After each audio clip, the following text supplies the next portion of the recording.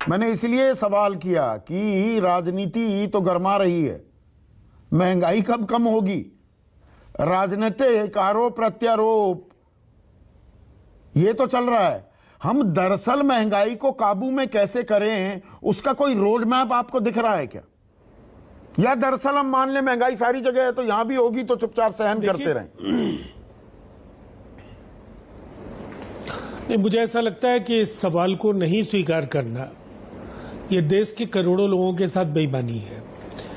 वैसे मैं एक बात के लिए बिहार सरकार की कोशिशों की चर्चा जरूर करूंगा।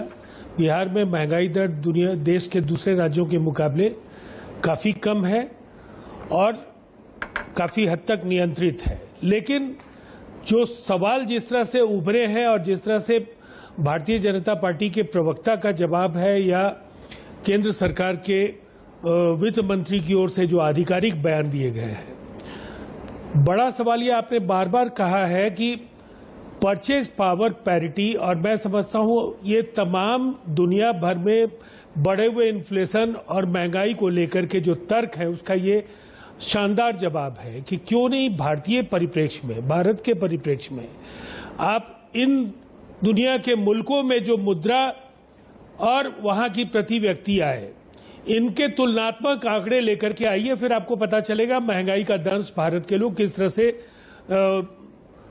भुगत रहे हैं और किस तरह की कठिनाइयों का सामना भारत के लोगों को करना पड़ रहा है। और ये ताजा मामला है, आपको ये मानना पड़ेगा। बार बार ये कहना कि गवर्निंग काउंसिल में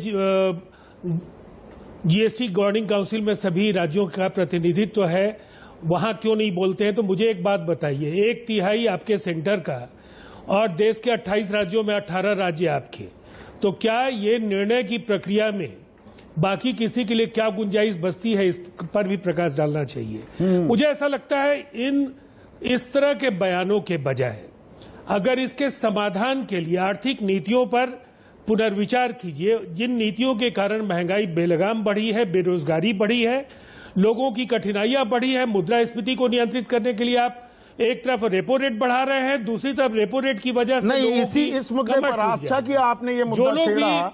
एक मिनट राजीव जी, एक मिनट रुकिएगा। जो आपने खैर बिहार का भी उदाहरण दिया कि भाई वहां महंगाई कम है, ये महंगाई, और इसमें जो ये कहा जा रहा है ना कि अरे कहाँ है महंगाई, गरीब कहाँ महंगाई की बात कर रहा है, किसान कहाँ आत्महत्या कर रहा है, ये सब कुछ राजीव रंजन आप मुझसे बेहतर जानते हैं, अर्थव्यवस्था को, अर्थशास्त्र को समझते हैं। आमदनी भी एक फैक्टर होता है ना। जब प्राइस नाम का थिंक टैंक कह रहा है कि जो सबसे गरीब 20% हैं उनकी आमदनी 53% का गोता खा गई पिछले 5 सालों में, कोई कुछ खरीद ही नहीं पा रहा, वो रोएगा क्या? वो किस बात का हाहाकार मचाएगा? किसान की आत्महत्या के आंकड़े नहीं लाओगे। आमदनी की जो बात है वो तो आर्थिक सलाहकार समिति, जो प्रधानमंत्री की आर्थिक सलाहकार समिति है, वो कह रही है 25,000 से ऊपर जो कमाता है, तनख्वाह पाता है, वो टॉप 10% में है इस देश में। तो यहां आमदनी की तो बात ही नहीं हो रही। आमदनी, बिल्कुल सही बात है। ये इस चीज पर कोई चर्चा करेगा कि आमदनी भी नहीं है, मांग भी नहीं है, तो वो जो मांग नहीं रहा उसको कह दो कि फिर तो ये महंगाई की बात ही नहीं कर रहा। ये कुछ इस तरह का लॉजिक दिया जा रहा है क्या?